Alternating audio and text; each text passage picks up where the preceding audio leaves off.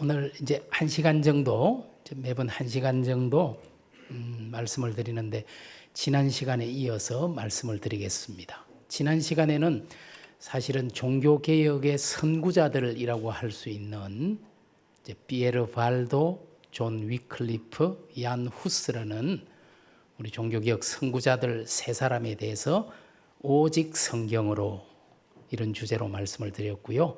오늘은 이어서 우리가 종교개혁 3대 표어 중에 오직 성경, 그리고 오직 은혜, 오직 믿음. 오늘은 오직 은혜와 오직 믿음이라는 주제에 초점을 맞추어서 우리 종교개혁자 루터라는 사람에 대해서 말씀을 드리도록 하겠습니다. 에베소서 말씀 우리 같이 한번 읽어볼까요? 너희는 그 은혜에 의하여 믿음으로 말미암아 구원을 받았으니 이것은 너희에게서 난 것이 아니요 하나님의 선물이라. 행위에서 난 것이 아니니 이는 누구든지 자랑하지 못하게 함이라. 우리는 그가 만드신 바라 그리스도 예수 안에서 선한 일을 위하여 지으심을 받은 자니 이 일은 하나님이 전에 예비하사 우리로 그 가운데서 행하게 하려 하심이니라. 아멘. 여기에 보면은 8절에 2장 8절 너희는 그 은혜에 의하여, 하나님의 은혜에 의하여, 그리고 믿음으로 말미암아. 은혜와 믿음, 은혜와 믿음으로 말미암아 우리가 구원을 받았다. 그런데 이것은 우리에게서 나온 것이 아니죠. 너희에게서 난 것이 아니요 하나님의 선물이라. 거저 주시는 구원의 선물. 그러니까 결국 우리가 구원받은 것은 우리의 공로나 우리의 행위나 우리의 노력으로 된 게 아니고 하나님의 은혜에 의하여 믿음으로 말미암아. 루터가 이야기하고자 한 것이 바로 에베소서 2장 8절입니다. 구원이라는 것은 9절에 보면은 우리 행위에서 난 것이 아니기 때문에 누구든지 자랑할 수가 없어요. 구원에 대해서 자랑하는 것만큼 어리석은 일도 없죠. 전적으로 하나님의 은혜인데 무슨 자랑할 게 있습니까? 이것이 루터가 발견한 구원의 복음. 가톨릭이 가르쳤던 것과는 다른 공로주의를 가르친 가톨릭에서 떠나 새로운 어떤 복음의 진리를 찾은 그 내용이 은혜와 믿음으로 얻는 구원, 이렇게 말씀드릴 수 있죠. 루터는 1483년 11월 10일 날 태어났습니다. 그리고 그 다음 날 유아 세례를 받았어요. 그리고 그래도 루터는 좀 장수한 편입니다. 이때로 보면은 이제 1546년 2월 18일 하나님의 부르심을 받았는데요. 루터는 이렇게 초상화가 많이 있어요. 다른 종교개혁자들은 초상화가 거의 없습니다. 왜 루터만 유난히 초상화가 많냐 하면은 루터가 종교개혁을 일으킨 도시가 독일의 작은 도시입니다. 비텐베르크라는 도시인데요. 이 루터 옆집에 독일에서 가장 유명한 화가 중에 한 명이 살고 있었고 루카스 크라나우라는 화가가 있었는데 루터가 구원의 도리를 가르치자 루터의 말이 옳다. 그래서 철저한 루터 편이 돼버렸어요. 완전 루터 편이 돼서 팬심으로 루터를 비롯해서 루터의 아내, 루터의 아이들, 루터와 관련된 모든 것들은 이 루카스 크라나우라는 이 화가의 손에 의해서 나오고요. 그래서 루터는 이렇게 초상화도 다양하고 많이 있습니다. 요즘 같으면 이제 좀 사진을 잘 찍는 사람 옆에 있으면 이렇게 자꾸 나오겠죠. 그러나 다른 분들은 종교개혁자들이 거의 초상화가 거의 없어요. 몇 장 없어요. 자, 루터. 이 루터가 태어난 집이 독일의 아이슬레벤이라는 도시입니다. 아이슬레벤은 공식 명칭이 루터의 도시 아이슬레벤입니다. 루터 슈타트 아이슬레벤. 도시 이름에 아예 루터라는 이름이 들어가 있는 거예요.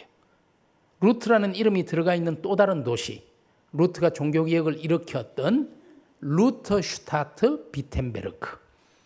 아이슬레벤과 비텐베르크에는 아예 도시 이름 자체가 루터의 도시 이렇게 붙어 있습니다. 여기 보면은 저 위에 글자가 마르틴 루터 박사가 태어난 집이다. 그리고 루터의 흉상이 있는 것을 볼 수 있고요. 이 생가는 지금은 작은 박물관으로 되어 있습니다.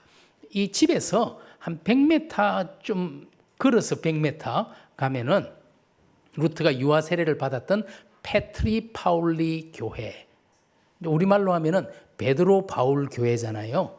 뭐 유명한 분 이름 다 갖고 와서 그냥 교회 이름으로 페트리 파울리 교회. 루트가 태어났을 때도 이 교회가 있었으니까 얼마나 오래된 교회입니까? 지금도 이 모습 그대로 있습니다. 가서 보시면. 이 당시에는 유아 사망률이 너무 높았어요.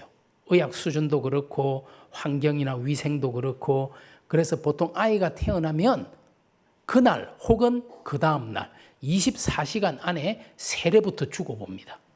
왜냐하면 이 당시에는 세례를 받아야 구원받는다라고 믿었어요. 세례라는 것이 뭐냐? 가톨릭 교회에서도 오랫동안 세례는 우리가 가지고 있는 원죄를 세례를 통해 싹 씻어주는 거예요. 아담으로부터 내려오는 원죄. 그뿐만 아니라 내가 지은 죄, 살면서 지은 죄 있잖아요. 그걸 우리는 신앙용어로 자범죄라 그럽니다. 자기가 범한 죄. 원죄뿐만 아니라 자기가 지은 자범죄도 싹 세례가 씻어주니까 세례를 받아야만 구원받지, 세례를 못 받으면 원죄 자체가 없어지지 않기 때문에 구원 못 받는다, 이렇게 가르쳤어요. 그래서 사실 가톨릭 교회가, 여러분 고해성사라는 것이 왜 나온 거냐 하면요, 고해성사 다 아시죠? 세례를 받아가지고 원죄와 그때까지 지은 자범죄를 씻어내고, 그런데 그 뒤에 짓는 죄가 문제인 거예요. 이건 또 어떻게 하느냐? 그거는 그때 고해를 해서 용서를 받고 씻어내면 된다. 그렇게 해서 나온 거예요. 사실 초대교회 교인들은 그래서 제일 소원이 뭐냐면은 죽기 바로 직전에 세례받기를 원했어요. 그러면은 깨끗하잖아요. 그대로 그냥 천국으로. 그런데 갑자기 사고로 죽거나 하면은 큰일 나는 거예요. 그래서 적당한 때 좀 세례 좀 받고 그 다음에 짓는 거는 고해성사라는 제도를 통해서 해결하자, 이렇게 해서 나온 거거든요. 그런데 종교개혁자들은 그것을 뒤집었습니다. 우리가 구원받는 것은 세례로 구원받는 게 아니고 하나님의 은혜를 믿는 믿음으로 구원받는 것이고, 그 구원에 감격한 사람들이 그 표징으로, 징표로 세례를 받는 거다. 그래서 세례가 종교개혁 이전에는 구원의 필수 조건이었지만 종교개혁 이후에는 그렇지 않아요. 구원의 필수 조건은 예수 그리스도를 믿는 믿음입니다. 그분을 믿을 때 우리는 구원의 자녀가 되는 거예요. 그리고 우리가 하나님께 속한 사람인 것을 확인하기 위해서 세례를 받는 거예요. 세례는 대단히 중요합니다. 그러나 그것이 구원의 조건은 아니에요. 이제 다음 주에도 세례 예식이 있죠? 예, 우리 세례 받는 분들 잘 기도하고 준비해서 세례 받으면 좋겠고요. 어쨌든 그래서 루트는 태어나자마자 그 다음 날 11월 11일 날 세례를 받았어요. 그런데 그날이 우리 가톨릭 교회에서 마르틴 성인의 축일이었습니다. 그래서 이 아이 이름을 마르틴이라고 붙인 거예요. 마르틴 루터. 마르틴은 초대교회 때 활동했던 프랑스 뚜르 지역에서 활동했던 분인데요. 그러니까 프랑스식으로 읽으면은 생마르땡입니다. 근데 이제 독일식으로 마르틴, 영어로는 마틴 뭐 이렇게 되겠죠. 어쨌든 생마르땡의 축일이었기 때문에 아이 이름을 마르틴이라고 했어요. 그래서 마르틴 루터. 안에 한번 들어가 보시면요, 이렇게 이게 2017년에 루터가 종교개혁을 시작한 지 500주년. 그래서 독일에 있는 루터 관련 유적지들이 전부 다 리노베이션을 했어요. 예전에는 교회가 이렇게 저 교회당 한가운데 큰 저렇게 우물이 있습니다. 보고 있는 사람은 저고요, 당연히. 제가 거기에 무슨 우물, 거기에 글자도 보이는데, 그죠? 마태복음 28장 19절 말씀이 지금 보이는데, 모든 민족으로 제자를 삼아 아버지와 아들과 성령의 이름으로 세례를 주라. 이 말씀, 세례를, 루터의 유아 세례를 기념하기 위해서 이 교회가 정말 오래된 교회인데 이 교회 역사에서 가장 중요한 사건은 루터가 유아 세례 받은 거예요. 그래서 전에는 저 우물이 없었습니다. 제가 처음에 이곳에 가고 했을 때는. 그런데 2017년에 저렇게 큰 우물을 만들어 가지고 이제 루터의 세례를 기억하고 있는 교회고요. 여기가 아이슬레벤 시청입니다. 하얀색 건물이 시청사인데요. 앞에 루터의 동상이 보이시죠? 요 보이는 학생들은 제가 데리고 간 학생들이고요. 그 뒤에 교회당 하나가 보이잖아요. 안드레아스 교회. 예수님의 12제자 중에 안드레의 이름을 붙인 루터는 1546년 저 안드레아스 교회에서 마지막 고별 설교를 하고 숨을 거두었습니다. 그래서 아이슬레벤이라는 도시는 루터가 태어난 도시이고 또 루터가 죽은 도시이죠. 그래서 루터슈타트 아이슬레벤이라고 불리는 그런 도시고요. 근데 루터가 이제 아이슬레벤에서 태어났지만 이제 아버지가 광부였어요. 부모님의 직업이. 그래서 또 광산이 있는 가까운 만스펠트라는 독일의 도시로 가서 어린 시절 거기서 보냈는데 아무래도 학교가 시골에는 좀 변변찮으니까 아이제나흐라는 좀 큰 도시로 루터를 유학을 보냅니다. 중고등학교 시절을 루터는 바로 이 도시에서 아이제나흐라는 도시에서 보내게 돼요. 여러분 저기 보이는 교회 그리고 교회 안의 모습 또 교회 밖의 길거리 모습들을 같이 지금 사진으로 담아놨는데요. 교회 이름이 게오르겐 키르해 게오르그 교회라는 교회인데요. 루터는 이 교회에서 운영하는 학교 지금도 우리가 좀 교회들이 학교를 운영하는 교회들이 있잖아요. 그 학교에서 루터는 중고등학교 시절 공부를 했어요. 루터가 아이제나흐에서 공부한 이유는 뭐냐면 루터의 엄마 고향입니다. 그래서 외가 쪽 친척들도 이곳에 있거든요. 아이제나흐는 루터와 관계된 도시들은 대부분 동독에 있는 지금은 이제 통일이 돼서 우리가 자유롭게 갈 수 있잖아요. 과거에는 그럴 수가 없었습니다. 그래서 지금 다 동독 쪽에 옛날 속해 있던 그런 도시들인데요.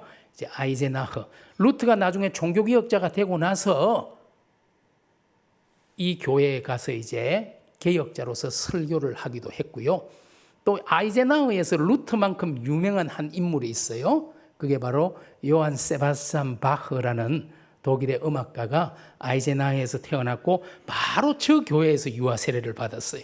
그래서 지금 저 교회를 딱 들어가자마자 오른쪽에 바흐 동상이 크게 서 있는 걸 볼 수 있고 이 도시에는 바흐 하우스라고 해서 바흐와 관계된 여러 가지를 느끼고 듣고 할 수 있는 그런 박물관 같은 게 있고요. 또 루터 하우스라 그래서 종교개혁자 루터와 관계된 여러 가지를 볼 수 있는 박물관이 있습니다.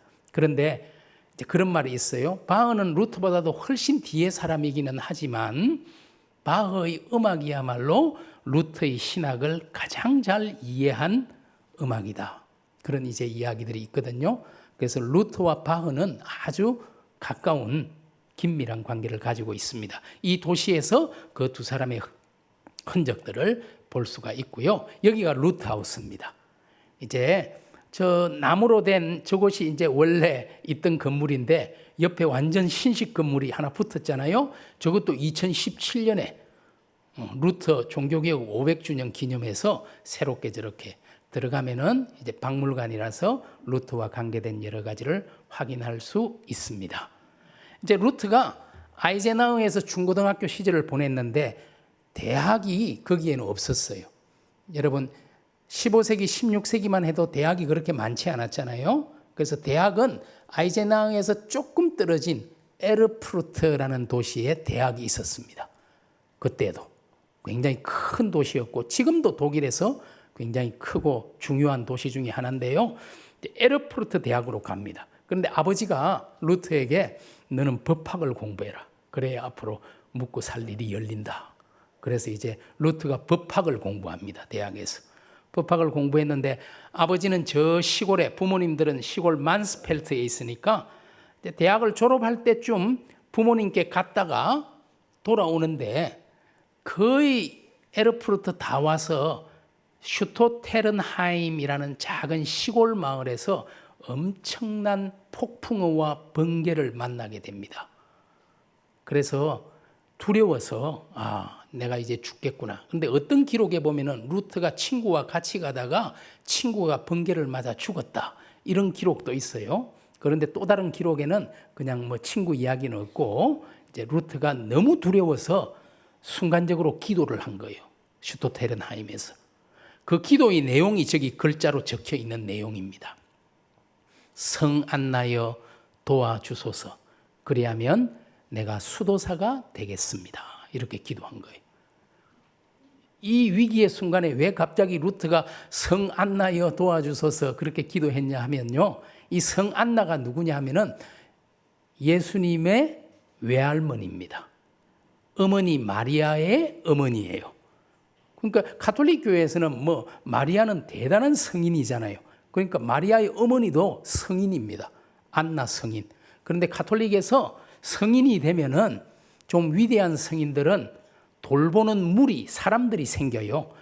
어떤 성인은 어부들의 수호 성인, 또 어떤 성인들은 양치는 목동들의 수호 성인.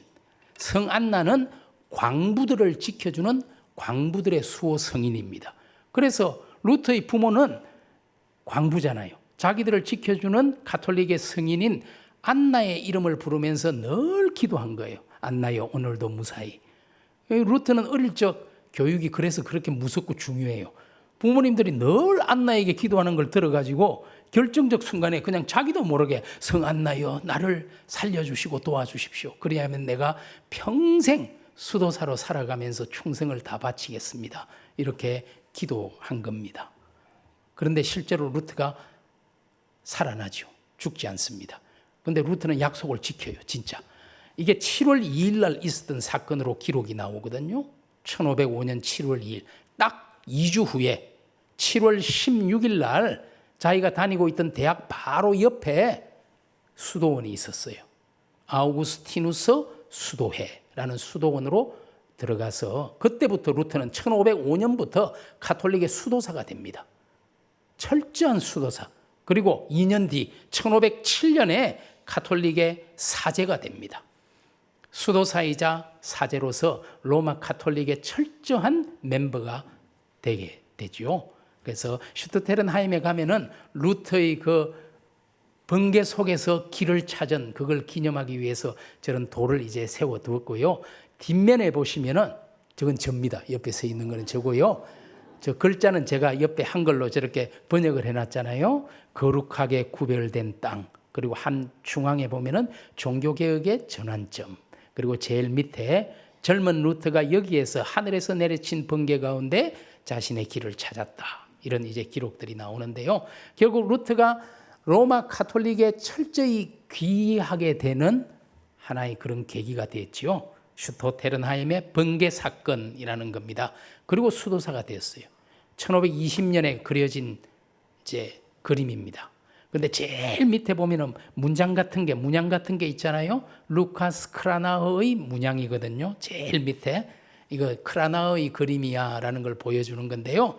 이게 아우구스티누스 수도사 루터의 모습인데 보면은 피골이 상접했잖아요. 여러분 이 아우구스티누스 수도회라는 것은 초대교회에 우리 가장 기독교 신학에서 바울 다음으로 영향을 많이 미친 사람이 바로 초대교회 아우구스티누스라는 신학자 목회자입니다. 여러분들 어거스틴이라는 이름으로 많이 알고 계시잖아요. 바로 그 어거스틴이라는 사람이 수도회를 만들었어요. 초대교회 때. 그 수도회가 계속 이어져서 16세기에도 있고 지금도 있습니다. 아우구스티누스의 수도회라는 수도회가 굉장히 금욕적이에요. 철저한 금욕주의. 그래서 먹는 것도 모든 게 열악하기 짝이 없었거든요. 그래서 저리 피골이 상접한 거예요. 아우구스티누스의 수도사들의 평균 수명이 30세 정도밖에 안 됐어요. 너무 고생을 해가. 그 루터도 아마 수도사에서 탈출 안 했으면 일찍 죽었을 수도 있어요. 루터는 이 아우구스티누스회 수도사로 있으면서 정말 민감한 양심의 소유자였어요. 저는 하나님이 그래서 루터를 썼을 수 있겠다 싶어요. 작은 죄도 견디지를 못했습니다. 그 영적인 불안, 영적인 번민. 그래서 루트는 끊임없이 고해 성사를 했어요. 이 가톨릭에서는 고해를 받아주는 신부가 있거든요. 자기의 고해 신부인 슈타우피츠라는 사람에게 하루에도 몇 번씩 찾아가서 고해를 하니까 고해 신부 슈타우피츠가 견디지를 못했어요. 아니, 웬만한 건 네가 해결하고 좀 중요한 죄가 있을 때 와서 이야기하면 좋겠는데 너무 사소한 것도 가지고 오니까 이렇게 수도원 밖으로 여자들이 지나가는데 이렇게 봤다. 볼 수 있잖아요. 그런데 와서 또 막 제가 눈을 빼겠습니다. 그러니까 슈타우피츠가 눈까지 뺄 필요는 없어. 그걸 가지고 이게 진짜 그걸 안페어퉁이라고 말하는데요. 독일어로 안페어퉁엔 영적 불안, 영적 번민. 진짜 루터는 윤동주의 시에 나오는 것처럼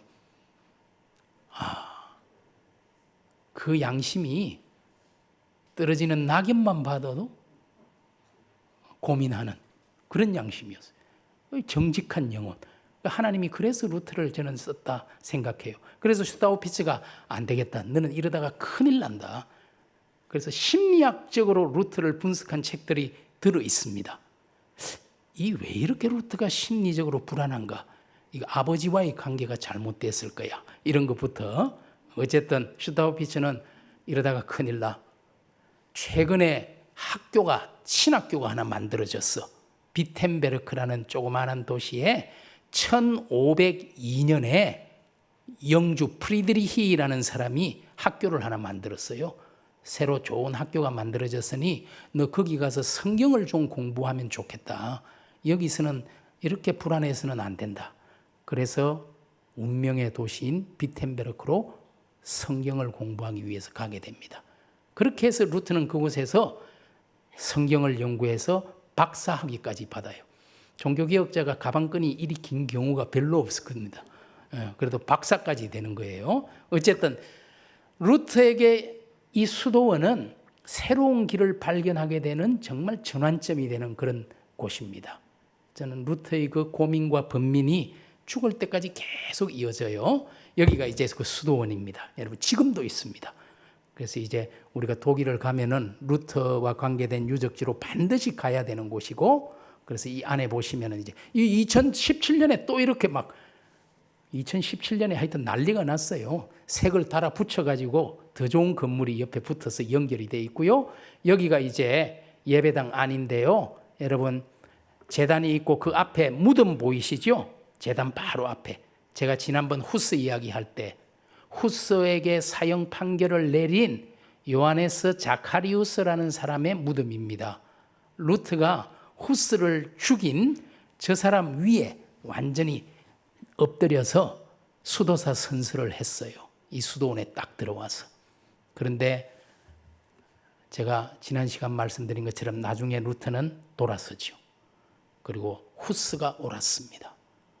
우리는 모두 후스를 따라야 합니다. 역전이 일어나는 역사의 아이러니의 현장이 바로 이곳인데요. 이 무덤의 주인공이 바로 요하네스 자카리우스라는 사람입니다. 그리고 이게 스테인드 글라스에 여러분 장미, 흰 장미 보이시죠? 루트가 아마 오랫동안 이곳에서 수도사 생활하면서 저 장미를 보고 계속 기도하고 묵상하다가 나중에 자기의 심볼로 루트의 문장입니다. 루트의 문장으로 저 루트의 장미라는 것이 나오게 되는데요. 이겁니다. 루트의 장미가. 저 안에 있는 십자가 검은색으로 되어 있잖아요. 우리의 죄가 얼마나 검은지. 그러나 하트, 예수 그리스도의 심장의 보혈로 희게 되었다. 흰 장미. 그래서 루트의 장미, 이 화이트 로즈를, 흰 장미를 루트의 장미라고 하고요. 여러분 독일의 루트와 관계된 도시들을 가면은 길바닥에도 이런 게 있습니다. 보도블록에도 루트의 장미가 있고요. 어디에나 루트의 장미를 볼 수가 있죠. 수도원의 도서관입니다. 그리고 여러분 보실 때에 왼쪽에 있는 마리아 돔에서 루트는 1507년 사제 서품을 받았습니다. 그래서 1505년에 수도사로, 1507년에 사제로, 그러나 1517년에는 종교개혁자로 10년 후에 거듭나게 되는 일이 있었죠. 학교에 비텐베르크에 가서 박사까지 이제 받은 모습을 보실 수 있죠. 저게 박사 모자입니다. 이제 1521년에 이것도 역시 크라나의 문장이 저 끝에 보이잖아요. 루카스 크라나의 작품입니다. 그리고 시작된 것이 비텐베르크에서의 종교개혁. 루터는 성경을 공부하고 성경을 강의하기 시작했어요. 로마서 강의, 히브리서, 갈라디아서를 강의하기 시작합니다. 그러면서 아까 우리가 읽었던 말씀, 우리가 구원받은 것이 내 공로로 이루어지는 게 아니구나. 루터의 고민은 항상 그거였거든요. 나는 너무 죄인이야. 그런데 하나님은 너무 거룩해요. 이 간격을 도저히 메울 수가 없어요. 나 같은 죄인이 어떻게 하나님 앞에 감히 나갈 수 있나? 나가는 것조차도 어려워. 그래서 조그마한 죄 생기면은 고해 성사하고 회개하고 별걸 다 해도 양심에 자유가 없어요. 자유가 없어요. 늘 불안하고 번민이에요. 그런데 성경을 보면서 의인은 믿음으로 말미암아 살리라. 로마서 1장에 나오는 이 말씀을 보면서 내 노력으로 내 공로로 내가 뭔가를 해서 구원받는 게 아니구나. 하나님의 은혜를 믿음으로 말미암아 사는 거구나. 여러분 우리 성경에도 로마서 1장에 보면은 오직 의인은 믿음으로 말미암아 살리라. 그런데 사실 헬라어 원어 성경에는 오직이란 말이 없어요. 그런데 루트가 여러분 루트 영화 보시면 의인은 믿음으로 말미암아 살리라 거기에 체크를 딱 하고 그 위에 솔라 오직 이렇게 딱 쓴 거예요. 그러고 나서 이제 성경을 번역하는 많은 사람들이 오직이란 말을 넣어서 번역하는데 원래의 원문에는 없지만 루트의 해석이 사실은 우리 개역 개정 성경에도 들어가 있는 것으로 볼 수 있죠. 의인이 하나님의 은혜를 믿는 믿음으로 살게 된다라는 확신을 갖고 그때부터 자기가 속해 있던 로마 가톨릭 교회를 보니까 이건 아니에요. 그 중에서도 소위 공로주의, 이게 면제부라는 말보다는 면벌부가 정확한 표현인데요.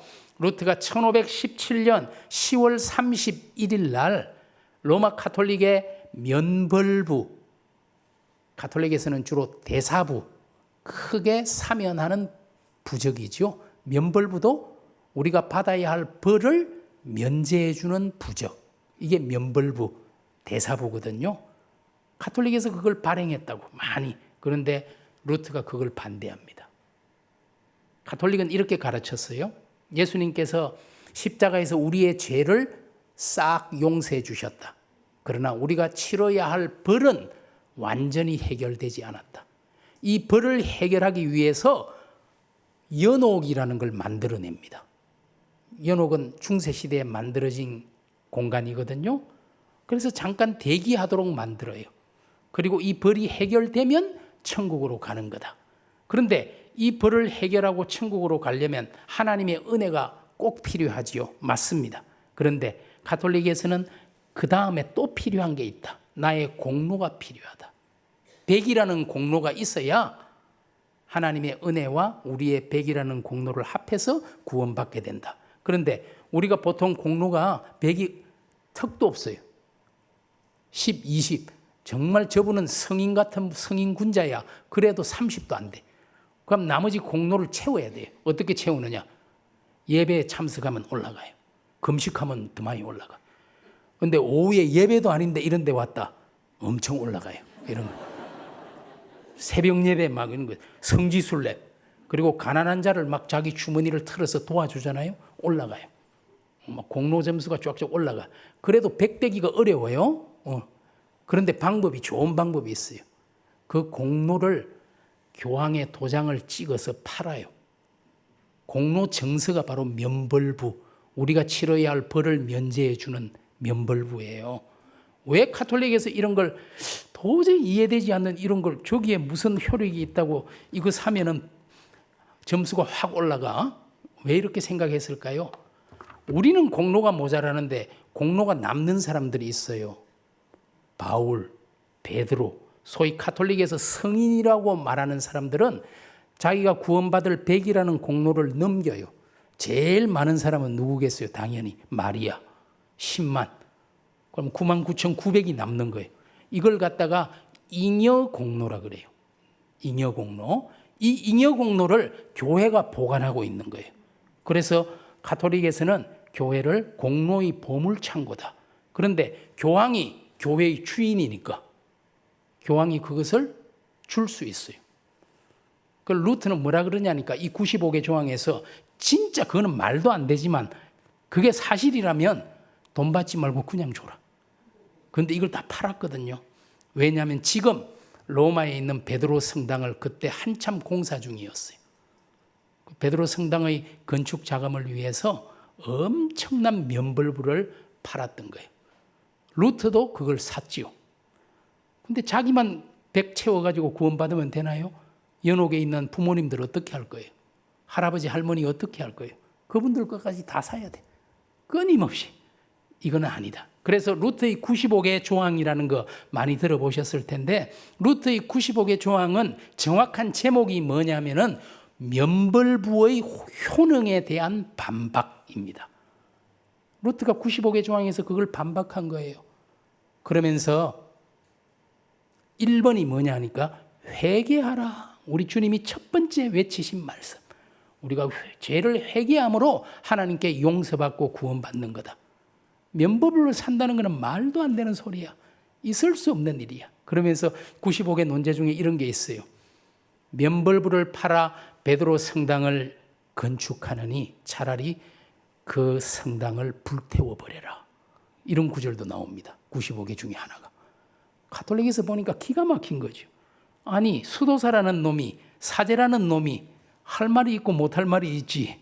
이게 뭔 말도 안 되는 감히 교황에 대해서 비판을 하지 않나. 베드로 성당을 불태우라 그러지 않나. 있을 수 없어요. 그래서 결국은 루트는 이단으로 파문을 당하게 되잖아요. 그 촉발점이 바로 1517년 10월 31일 날 게시했던 바로 이 교회당 문에다가 게시를 한 거예요. 여러분 이때는 이날 많이 게시를 했어요. 왜냐하면 가톨릭에서 11월 1일이 지금도 굉장히 중요한 날이에요. 만성절이라는 절기입니다. 만성이라는 것은 모든 성인들을 기억하는 절기. 이게 만성절이에요. All Saints Day입니다. 그래서 사람들이 이 날을 기념하기 위해서 많이 모여들거든요. 그래서 사람들 많은 곳에 지금으로 말하면 대자보를 붙인 거예요. 10월 31일이면 제일 좋은 시기에. 그리고 이제 가톨릭에 대해서 비판하는, 자기가 속해 있던 로마 교회의 폐단에 대해서 잘못됐다라고 말하는 그것이 바로 이곳인데, 지금은 그 교회당 문이 아예 루트의 95개 논제로 새겨져 있습니다. 저기 좀 글자가 보이시죠? 루트가 95개 그걸 그대로 새겨놨고요. 그 위에 있는 그림, 크라나의 그림 한번 보세요. 그 그림이 좀 크게 보면 이렇잖아요. 우리가 공로 정서를 사서 혹은 예배에 참석하고 금식하고 자선을 행해서 공로를 올려서 구원받는 게 아니고 우리는 십자가에 달리신 예수 그리스도를 믿음으로 구원받는다는 것을 확실하게 보여주는 거예요. 여러분 저기 루트가 무릎을 꿇고 성경을 딱 펼쳐들고 있죠. 그 옆에는 루트와 가장 가까운 동료 멜랑이톤이라는 사람이 빨간색 신앙 고백서를 딱 들고 있잖아요.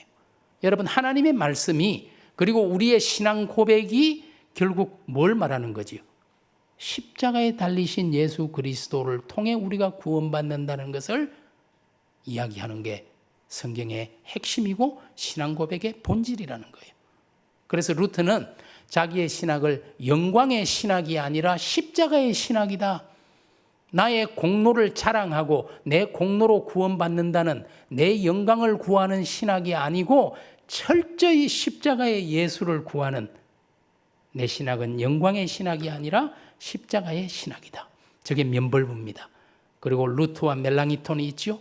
그리고 조금 전에 봤던 비텐베르크에 있는 슐로스키르해 성교회, 성처럼 생겼어요. 그래서 저 성교회 문에 95개 조항을 붙이면서 종교개혁이 시작됐죠. 여러분 이것은 1521년에 나온 책입니다. 500년이 넘었잖아요. 루터와 멜랑이톤이 글을 쓰고 그 위에 그림은 루카스 크라나우, 루터의 동료가 그림을 그려서 목판화입니다. 목판화는 어때요? 계속 찍어낼 수 있잖아요. 소위 선전 도구지요. 이게 책 제목이 그리스도의 열심과 적그리스도의 열심이라는 이 책에 13개의 대조되는 목판화가 있는데 그중에 12번째 목판화인데요. 여러분 보시면은 여러분이 보실 때 저쪽에 우리 예수님 왼쪽에 보시면은 왼쪽인가 오른쪽인가요? 뭐 하여튼 예수님께서 여러분 아시죠? 성전 정화 노끈으로 채찍을 만들어서 장사치들과 돈 바꾸는 자들을 내쫓고 있는 내 집은 만민이 기도하는 집인데 너희들이 장사치들의 소굴로 강도의 소굴로 만들어다니. 성전을 향한 하나님을 향한 열심. 그런데 그 옆에는 어때요? 교황이 성전 한가운데 상석에 앉아서 마치 자기가 하나님인 양 삼중관 쓴 거 보이죠? 교황의 상징인 티아라라는 삼중관 쓰고서 그 밑에 보세요. 돈 받고 계속 뭘 팔고 있어요. 성직도 매매했습니다. 돈 많이 내면은 주교 자리도 줬어요. 그리고 면벌부 이거 사면은 공로가 올라가. 그리고 연옥에서 벌 안 받아도 되고 너 할아버지 돌아가신 분들도 다 땡그랑 소리가 나면은 바로 천국으로 가는 거야. 자, 큰 거는 비싸요. 작은 거는 좀 싼 것도 있고 하여튼 되는 대로 긁어 모으고 있는 거예요. 도대체 이 두 개의 열심을 보라는 거예요. 그런데 제가 진짜 재미있게 보는 거는 이거는 뭐 순전히 제 생각인데 그쪽 교황이 있는 그쪽 사진 그림 목판화에 보면 제일 밑에 강아지가 한 마리 있어요. 이게 왜 루카스 크라나우는 이걸 그렸나? 제 생각에는 이건 개판이야. 이건 진짜 이게 그래서 저걸 그려놓은 게 아닐까? 이건 순전히 제 생각이지만 이렇게 면벌부라는 것에 대해서 있을 수 없는 일이다. 은혜와 믿음으로 얻는 구원을. 이게 루터의 집입니다. 이게 원래 수도원이었어요. 수도원인데 루터가 이렇게 종교개혁을 시작하니까 비텐베르크의 영주 프리드리히라는 사람이 딱 들어보더니 프리드리히는 가톨릭 신자입니다. 그런데도 루터의 말이 옳다고 생각했어요. 내 백성 루터의 말이 옳다. 루터가 이 일을 바르게 해내야 된다. 가톨릭 신자인데도 불구하고. 그리고 수도원들이 엉망진창이구나. 그 수도원을 몰수해가지고 루터에게 줘버렸어요. 이 앞으로 너 여기서 네가 살아. 그래서 루터 집이 너무 커가지고 나중에 루터 아내가 정말 고생을 했어요. 루터가 종교개혁 한다 그러니까 가톨릭이 잘못됐다고 생각한 사람들이 전부 루터에게로 비텐베르크로 다 찾아오니까 카타리나라는 이 와이프가 하루에 수십 명의 손님을 계속 치러냅니다. 정말 대단한 여성이에요. 이 카타리나도 사실은 수녀였습니다. 루터가 42살에 26살의 수녀 출신 카타리나와 엄청난 나이 차이를 뚫고 결혼을 했거든요. 그런데 카타리나라는 여성은 사실은 26살에 루터와 결혼했는데 20년 이상을 수도원에 살았어요. 어릴 때부터 보내져서 거기에서 가톨릭의 수녀로 살았는데 어느 날 루터의 글을 읽고 이런 내가 헛살아도 이렇게 헛살았나 싶어서 친구들 몇 명 모아가지고 야, 안 되겠어 탈출하자. 그래서 이상하게 고기 생선 씻는 술에 밑에 숨어가지고 그 이야기가 기록으로 남아있는데 탈출합니다. 그래서 비텐베르크까지 와요. 그 이제 수녀들이 같이 왔는데 이제 루터가 이 집에 있으면서 이렇게 탈출한 수녀들 또 루터에게 동조해서 온 신부들 굉장히 중매를 많이 했어요. 이렇게. 근데 카타리나가 안 나가는 거야. 그래서 루터가 내가 구할 수밖에 없겠다. 근데 제가 그건 좀 이상하다고 생각해요. 나이 차이도 그리 많이 나는데 말이에요. 그래가지고 이제 카타리나를 결국은 이제 아내로 맞아들였는데요. 카타리나가 없었으면 루터는 없습니다. 정말 헌신적인 그냥 사모가 아니고 동력자. 루터는 가정인 생활이나 경제관념 이런 게 제로예요. 정말 제로예요. 그냥 막 나가서 막 받고 이런 거는 잘하는데 모든 것들을 카타리나가 다 해나가거든요. 그러니까 루터가 어떤 때는 막 갇혀 있고 피신해 있고 이런 때가 있었잖아요.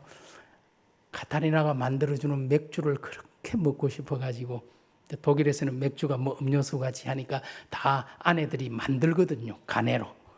그게 먹고 싶다는 막 이야기들을 편지 곳곳에 쓰고 있는 걸 볼 수 있는데, 어쨌든 카타리나의 동력이 없었다면 루터는 아마 힘들었겠죠. 여러분, 이 루트하우스에 가면은 주인공이 누구냐니까 카타리나입니다. 여러분 잘 보시면 여기에 카타리나의 동상이거든요. 이 집의 주인이 누군지를 보여주는 카타리나 폰 보라의 집이죠. 이렇게 루트가 종교개혁을 시작하자 교황이 어떻게 했겠습니까? 이런 놈이 다 있나 해서 교황이 파문위협장을 보냅니다. 너 똑바로 안 하면 이단으로 파문하겠어. 1520년에 보내요. 그런데 그 교황의 교서를 받아들고 두렵고 떨림으로 해결을 해야 되는데 그러지 않고 이걸 들고 자기 집 앞에 참나무가 있습니다. 거기 가가지고 교황의 교서를 로마 카톨릭의 여러 신학 책들과 함께 불태워버려요. 거기가 그 당시에 창궐했던 흑사병, 사실 코로나보다 더 무서운 거잖아요. 흑사병은 유럽 인구의 3분의 1을 죽였잖아요. 그 흑사병에 걸리면은 그 사람이 쓰던 모든 소지품을 불태워야 합니다. 그걸 불태우던 장소가 바로 여기예요. 그런데 그 교황의 교서를 가지고 거기 가서 불태워버린 거예요. 이거는 바이러스야. 이거는 병균 덩어리야 하고 불태워버린 거예요. 어떻게 되겠습니까? 바로 파문당합니다. 이단됩니다. 1521년 1월 초에 루터는 이제 이단이 되고, 제가 설교에서도 한번 지난주에 말씀드렸는데 황제 카를 5세를 조정해서 그해 1521년 4월에 루터를 소환합니다. 보름스로. 황제 앞에서도 루터는 당당하게 자기 신앙을 고백했잖아요. 그래서 루터 집 앞에 지금도 이 루터의 참나무라는 것이 있습니다. 여기에서 이제, 그리고 보름스로 이제 소환돼서 간 거예요. 저기가 바로 제국의회가 열렸던 보름서 교회당입니다. 여러분 안에 모습이 정말 오래된 웅장한, 보시면 굉장히 화려한, 여기에서 1521년 4월 18일 황제와 가톨릭 성직자들 앞에서 최후 변론을 하는데 제일 마지막 루터의 말입니다. 내 양심은 하나님 말씀에 붙잡혀 있습니다. 철회하라고 계속 요구하지만 나는 아무것도 철회할 수 없고 철회하지도 않을 것입니다. 이는 양심을 거스르는 일은 안전하지도 옳지도 않기 때문입니다. 나는 달리할 수 없습니다. 그리고 내가 여기 섰습니다. 하나님 나를 도와주소서. 아멘. 이런 신앙 고백을 해요. 그래서 유명한 루터 정기 제목이 영어로 Here I stand. 내가 여기에 섰습니다. 이런 루터 정기가 있거든요. 바로 보름서 의회에서 1521년 했던 루터의 고백에서. 보름서에 가면 이런 게 있어요. 1521 황제와 제국 앞에 내가 여기에 섰습니다. 제일 위에 내가 여기 섰습니다. 마르틴 루터. 저 발은 물론 제 발입니다. 제 발이고요. 네, 제 발이고요. 그 1517년 500주년 기념하느라고 또 아예 이런 큰 신발도, 루터 신발도 만들어 놨어요. 그 이제 우리 학생들 데리고 가면 전부 저기 발 넣느라고 워낙 크게 만들어서 막 신발 신고도 쑥쑥 들어갑니다. 이제 루터가 내가 여기에 섰습니다. 이 고백을 하고 나니까 한편으로 루터는 영웅이 됐습니다. 여러분, 한스 발둥 그린이라는 사람이 1521년에 보름서 제국의회 직후에 만든 목판화입니다. 목판화 보세요. 루터가 성령, 비둘기 보이시죠? 성령의 그 후광. 루터는 거의 성인처럼, 루터야말로 용기, 하나님의 말씀 진리를 위한 열심. 그런데 가톨릭에서는 또 어떤 목판화를 만들었냐니까, 루터 이놈은 요한계시록 13장에 나오는 머리 7개 달린 괴물이야. 이렇게 7개의 머리. 그래서 그 위에 보면 다 글자가 있어요. 이제 박사, 수도사, 이교도, 성직자, 열광주의자, 순례자, 그리고 바라바. 바라바는 여러분 예수님과 함께 못 박혔던 강도 중에 바라바라는, 그래서 이런 숭악한 놈이야. 이놈은 아주 서로 선전전이 대단했어요. 한편에서는 루터를 영웅시, 또 한편에서는 아주 악마시하는 이런 목판아들이 막 나오게 됩니다. 여러분, 황제 앞에서도 감히 뜻을 굽히지 않았으니까 어떻게 되겠습니까? 황제가 약속을 지켰어요. 죽이지 않겠다, 살려주겠다 약속했거든요. 그런데 100년 전에 후스는 약속해도 그냥 죽여버렸잖아요. 근데 저는 카를 5세라는 황제가 나이가 어려가지고 루트가 살아난 것 같아요. 이때 황제 나이가 20살이었어요. 그러니까 이 젊은이니까 내가 한 약속은 지켜야지. 노회한 정치인이었으면 아마 죽였을 겁니다. 어쨌든 루트가 살아서 이제 비텐베르크로 돌아가면서 분명히 중간에서 죽을 거예요. 그래서 비텐베르크 영주 프리드리히가 부하들을 보냅니다. 루트를 여기까지 오게 하면 안 된다. 중간에 다른 곳에 숨겨주라. 그리고 나한테도 말하지 마라. 왜냐하면 자기도 정치인이니까, 자기도 자기에게 유리하면 루트를 내줄 수 있는 사람이니까 나한테도 비밀로 하고 루트를 숨겨라. 그래서 루트가 어디 숨느냐면 바로 여기에, 바르트브루크에. 여기가 어디냐면요, 루트가 중고등학교 때 공부했던 자기 엄마 고향인 아이제나흐에 가시면은 산 위에 저런 성이 하나 있습니다. 그래서 그 성에다가 루트를 숨겨두게 돼요. 루트는 이곳에서 한 11개월 정도를 숨어 지냅니다. 아무도 모르게 숨어 지내요. 루트는 이곳을 나의 밤모섬이라고 말합니다.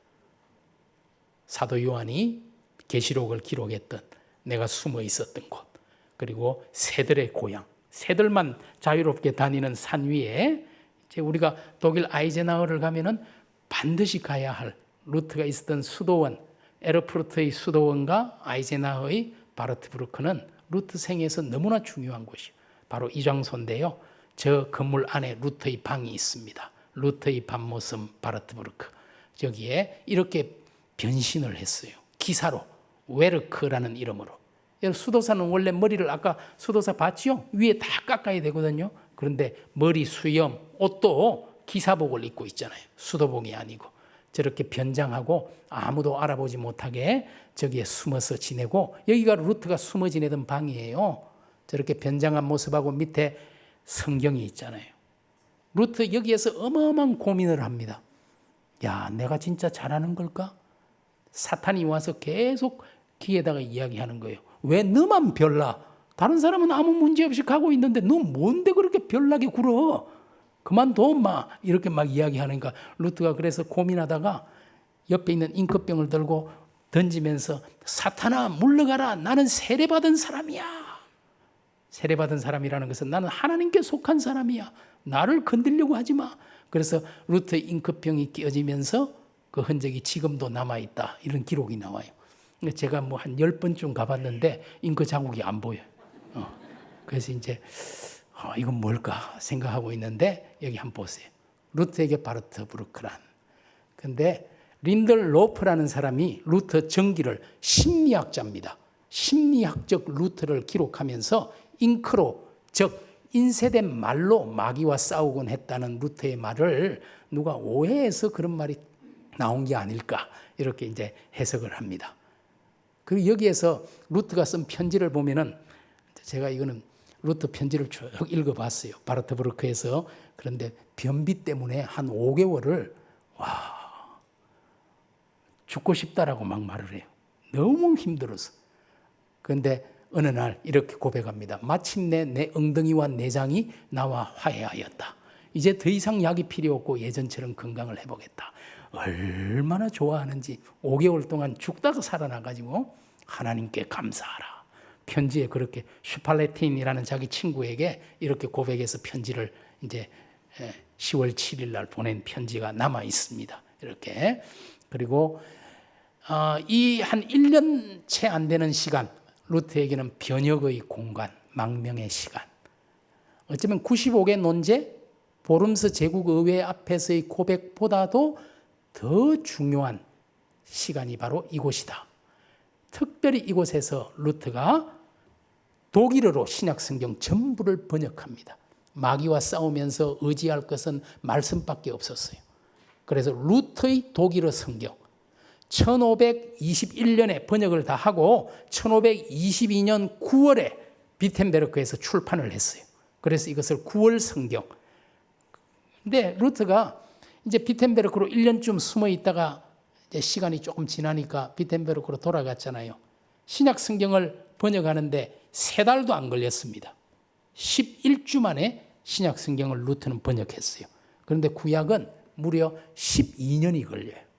그래서 루터 비벨, 루터의 독일어 성경은 신구약 다 합해서 1534년에 출판이 됩니다. 이것이 루터의 독일어 성경이에요. 독일어를 형성하는데 가장 중요한 역할을 한 것이 바로 루터 비벨입니다. 그래서 이제 그리고 이 성교회, 조금 시간이 좀 많이 간 것 같은데 앞에 이야기를 하다 보니까 이제 성교회거든요. 루터가 95개 논제를 붙였던 성처럼 생겼죠. 그래서 제가 아는 목사님이 펜으로 이걸 다 그려줬어요. 저하고 이제 종교개혁지를 한번 그 목사님이 같이 오래전에 갔는데요. 그분이 종교개혁지 곳곳마다 펜으로 그림을 그리고 그래서 저하고 같이 책을 이제 출판을 했어요. 제가 글을 쓰고 이제 제가 찍은 사진을 드리면 그 목사님이 이렇게 딱 그림을 그려가지고 누가 하나님의 사람인가라는 책으로 출판을 했는데요. 제가 언젠가 가니까 무궁화가 있더라고요. 그래서 저때 이후로 무궁화 갈 때마다 찾았는데 그 이후로는 못 봤어요. 근데 저걸 보면서 이건 무슨 또 하나님이 계신가? 내가 또 나서야 되나? 이 고난의 길이 지금 있을 텐데 그런 생각을 잠시 했었는데 여러분 저 성처럼 생긴 건물 위에 보면은 글자가 둥글게 적혀 있잖아요. 그게 독일어로 적혀 있어요. 라틴어가 아니고요. 제가 지난 시간 말했잖아요. 자기 말로 루트가 쓴 찬송. 내 주는 강한 성입니다. 성에다가 내 주는 강한 성이요 방패와 병기 되십니다. 라고 독일 말로 이렇게 고백하고 있습니다. 안에 들어가 보면요.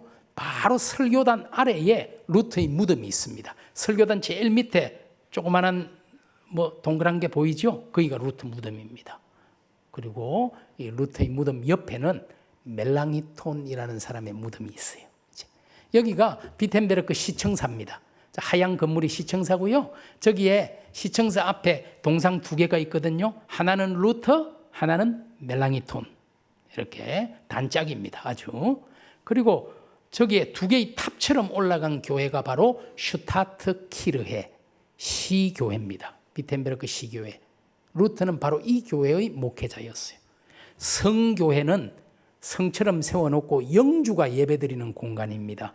약간 정치적인 공간이기도 해요. 그러나 이 슈타트 키르헤 시교회는 전적으로 평범한 사람들이 와서 예배드리는 루터의 목회지. 그래서 이 2 교회가 루터에게 다 중요하죠. 이제 교회 안에 들어가 보면은 제단화가 있어요. 당연히 친구인 루카스 크라나우가 그려준 제단화지요. 이게 루터의 신학 사상을 좀 요약해서 보여주는 거예요. 제일 위에 보면은 이제 가운데 성찬, 그죠? 그리고 한쪽에 보니까 멜랑이톤이 세례를 주고 있죠. 유아 세례. 그리고 또 반대편 쪽은 보니까 공적 고백. 여러분 루터 신학에 보면은 교회의 중요한 성례에는 세례와 성찬과 공적 고백이 있다. 고해 성사는 신부 개인에게 가서 하는 비밀 고해, 사적 고백이거든요. 그것은 잘못된 거다.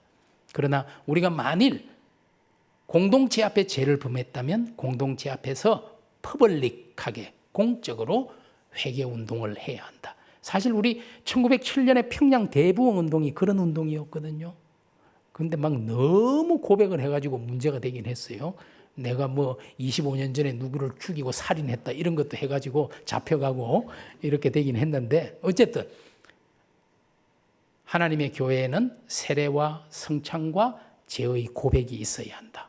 그런데 이 모든 것은 제일 밑에 그림 보이시나요? 복음 설교 위에, 말씀 위에.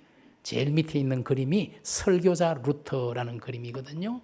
그 위에 그림도 참 이야기할 게 많은데요. 지금 가운데 성찬에 보면은 잔을 받기 위해서 까만 옷을 입고 돌아선 사람이 루터입니다. 이제 잔을 건네주는 사람이 화가 루카스 크라나의 아들 루카스 크라나예요. 참 저 사람들은 아버지하고 아들하고 이름이 똑같아요. 아버지는 엘더, 그리고 아들은 또 영거, 이렇게 구분해요. 루카스 크라나의 엘더가 루트와 가장 절친한 사람이고, 이 루카스 크라나의 엘더의 아들인 루카스 크라나의 영거도 유명한 화가였어요. 아버지만큼은 아니어도. 그래서 그 아들이 주고 있고요. 그 공적 고백을 하는 사람은 루트의 멘토 중에 한 명인 요하네스 부겐하겐이라는 사람입니다. 어쨌든 이렇게 세례 성찬 죄의 고백, 그 밑에 설교자 루트, 이게 설교자 루트예요. 전 참 이 그림이 굉장히 좋아요. 저 빨간 옷 입은 아이 있잖아요. 루트의 큰아들 한스 루트입니다. 루트는 6명의 자녀를 낳았어요. 근데 이제 어릴 때 좀 장성해서 하여튼 2명이 이제 어릴 때 죽었고, 그때는 뭐 워낙 아이들의 사망률이 높아서 뭐 2명 죽은 건 아주 양호한 편에 속하는데, 어쨌든 한스 루트고요. 바로 거기 있는 여성이 카타리나입니다. 루트의 아내고요. 여러분 저 좀 서서 있는 사람 중에 흰 수염이 있는 사람이 누구냐면은 바로 이 그림을 그린 루카스 크라나흐트 엘더예요. 나도 이 무리 속에 있습니다라고 자기 신앙을 고백하는 거예요. 그리고 루트가 손가락을 들어서 예수 그리스도를 가리키고 있죠. 이게 설교자 루트인데, 결국 설교는 뭐냐 하면은 예수 그리스도의 십자가가 우리 앞에 나타나게 하는 거예요. 그리고 설교자는 뭐냐? 이분이 보라 세상 죄를 지고 가는 하나님의 어린 양이로다. 세례자 요한이 손가락의 역할을 한 것처럼 그리스도를 가리키는 손가락의 역할을 하는 거예요. 성도들이 다행히 설교자를 보지 않고 십자가에 그리스도를 다 주목해서 보잖아요. 이게 교회 예배라는 게, 설교라는 게 이런 거예요. 응? 예수 그리스도가 우리 앞에, 눈앞에 드러나게 하는 거. 이 예수 그리스도의 십자가 복음 위에 세례와 성찬과 죄의 고백이 있는 겁니다. 여러분, 제가 이제 말씀 마무리하면서요, 루터의 종교개혁은 절대 루터 혼자 한 게 아닙니다. 같이 한 거예요. 이 사람이 바로 루카스 크라나흐입니다. 여러분, 크라나흐는요, 비텐베르크의 시장을 했던 정치인이기도 하고요, 약국을 경영했던, 그리고 출판사, 인쇄소를 했던 당대 최고의 재벌이죠. 지금으로 말하면 거의 자산가고 정치인이고 특별히 유명한 화가입니다. 그런데 여러분, 루터의 종교개혁이 어떻게 확산됐나요? 그 당시에는 글을 읽을 수 없는 문맹률이 엄청나게 높았습니다. 생각해 보세요. 우리나라가 100년 전만 해도 글을 읽지 못하는 분들이 얼마나 많았어요. 500년 전 독일도 마찬가지입니다.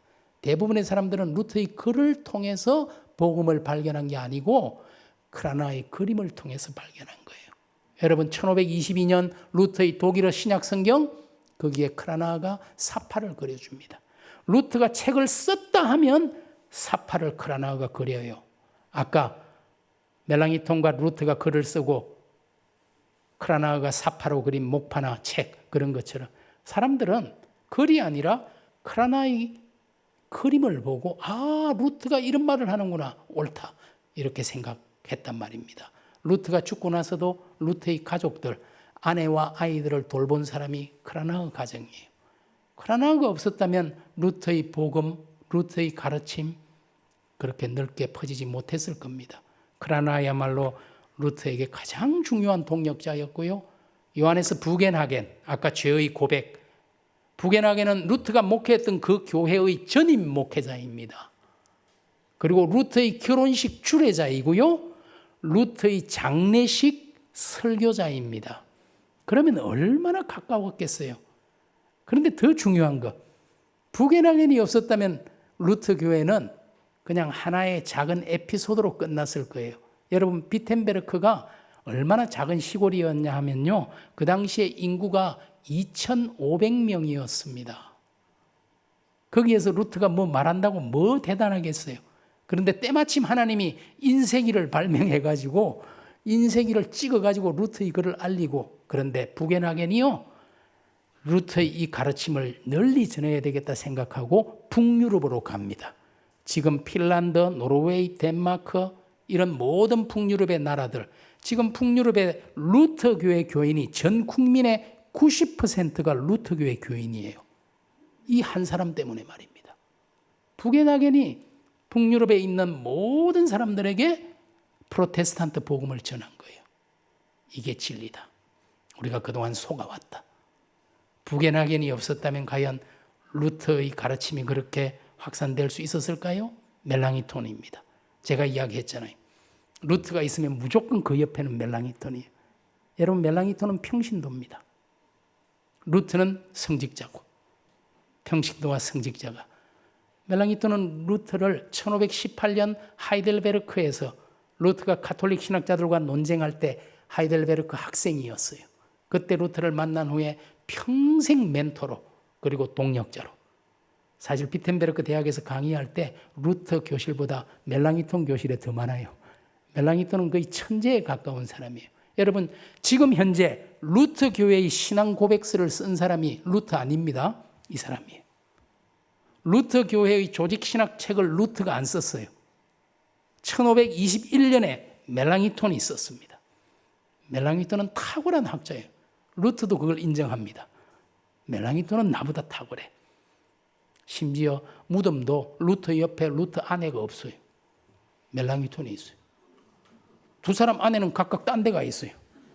지금 보면 좀 이상한데 이렇게 볼 수도 있을 정도로 항상 두 사람은 함께, 죽어서도 함께 있습니다. 그만큼 뗄래야 뗄 수 없는. 멜랑이톤이 없었다면 루터는 종교개혁에 성공하지 못했어요.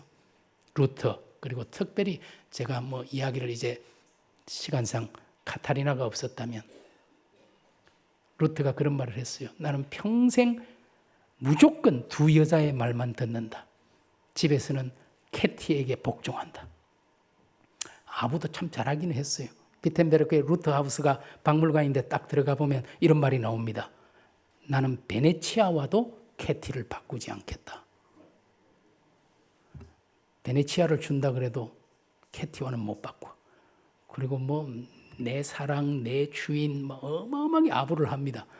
이 살 길을 아는 거죠. 그래서 무조건 캐티에게 복종. 그리고 밖에서는 무조건 성령에게 복종한다. 이게 뭐냐면 독일어에는 명사나 형용사가 앞에 남성, 여성, 중성, 관사가 붙잖아요. 근데 성령은 여성 관사입니다. 그래서 이제 성령은 여성으로 의인화되거든요. 그래서 집에서는 캐티에게, 밖에서는 성령에게 딱 두 여자. 요즘은 이제 멀리 다니니까 내비게이션 여자까지 해서 세 명의 여성에게 복종하면 훨씬 좋지요. 이렇게 사실은 루터의 종교개혁이 아니고요. 루터와 함께한 사람들이 교회를 튼튼하게 건강하게. 오늘 우리도 그래야 되잖아요. 우리가 함께 마음을 같이 하고 뜻을 같이 하여 하나님의 교회, 하나님 나라를 이루어가는 일에 우리가 함께 하기를 원하고요. 우리 이제 나중에 마칠 때 우리 찬송. 근데 이 찬송은 제가 우리 학교에서 한번 그런 참 일이 있었어요. 시간이 없으니까 1절만 합시다 했다가 1절하고 아멘 하고 나니까 분위기가 너무 가라앉았어요. 1절 한번 보세요. 마귀가 힘을 써 모략과 건세로 무기를 삼으니 천하에 누가 마귀를 당하랴 하고 아멘하고 끝나면은 죽도 밥도 안 되는 거예요, 이거는. 그래서 이건 절대 1절만 하면 안 돼. 시간 없으면 차라리 2절만, 3절만 해야 되는데 나중에 우리 끝나고 1절은 하지 말고, 자, 다시 마지막으로. 은혜, 믿음으로 얻는 구원. 하나님의 선물이죠. 우리 행위나 노력, 공로 아니잖아요. 그러나 구원받은 사람은 10절 말씀 보세요. 2장 10절. 왜 하나님이 우리를 구원받은 사람으로 만들어 주셨나요? 그리스도 예수 안에서 선한 일을 위하여, 제일 끝에도 행하게 하려 하심이라. 여러분, 선행이, 우리의 행위가 구원의 조건이나 이유나 동기가 될 수 없습니다. 전적으로 하나님의 은혜입니다. 그러나 우리의 이 선행이 구원의 결과고 열매여야 합니다. 선행의 위치를 정확히 이해해야 되잖아요. 구원의 원인이 아니라 결과여야 돼요. 우리가 정말 하나님의 사람으로 구원받은 자녀로 새롭게 조성되었다면, 하나님이 만드신 피조물이 되었다면 이제 우리가 하나님의 뜻을 따라 선하게 살고 행하면서 살아야 할 책임이 우리에게 있다는 것을 이야기해 주는 거죠. 같이 우리 루테의 기도를 읽고 마치겠습니다. 전능하신 하나님, 우리를 강건하게 하시는 주님의 은혜로 새롭게 하여 주시니 감사드립니다. 자비를 내려주시어 우리가 주님을 향한 믿음과 서로를 위한 뜨거운 사랑 안에서 강건하게 하옵소서. 주님의 성령으로 간구하오니 주님을 향한 믿음의 눈을 열어주사 우리의 마음이 주님의 선하심을 깨닫게 하시고 지금으로부터 영원토록 주님의 사랑과 은혜와 한없는 자비를 감사하며 찬양하게 하옵소서. 예수 그리스도의 이름으로 기도드립니다. 아멘. 우리 찬양은 집으로 돌아가시는 길에 차 안에서 열심히 불러주시기 바랍니다. 시간을 그래도 또 빨리 마쳐야 되니까요. 이렇게 마치겠습니다. 수고하셨습니다.